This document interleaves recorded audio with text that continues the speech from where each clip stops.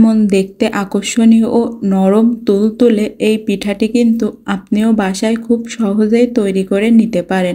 আর এই পিঠা একবার খাইলে আপনার মুখে এই পিঠার স্বাদ লেগে থাকবে। এটা এতটাই বেশি স্বাদের হয়ে থাকে। আর বাসায় থাকা কিছু উপকরণ দিয়ে কিন্তু খুবই সহজে এই পিঠাটি তৈরি করা যায়।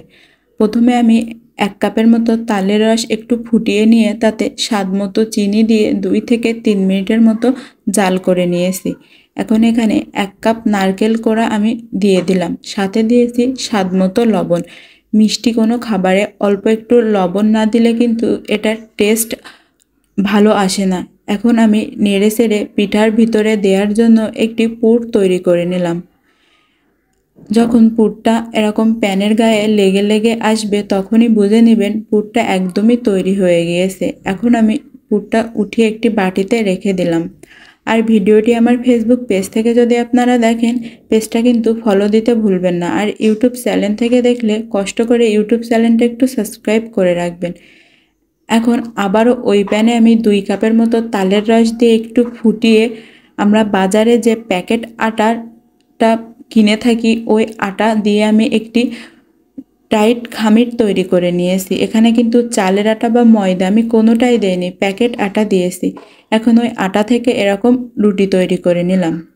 তারপরে একটি পিঠা বানানোর খাপের উপরে রুটিটা দিয়ে ভিতরে আগে থেকে যে পুরটা তৈরি করে রেখেছিলাম এই পুরটা দিয়ে পিঠা তৈরি করে নেব। আপনারা চাইলে হাতে বা যে কোনো এমন খাপ দিয়ে আপনাদের পছন্দ মতো শেপ দিয়ে এই পিঠাটি তৈরি করে নিতে পারেন। এভাবেই আমি সব পিঠাগুলো তৈরি করে নিব।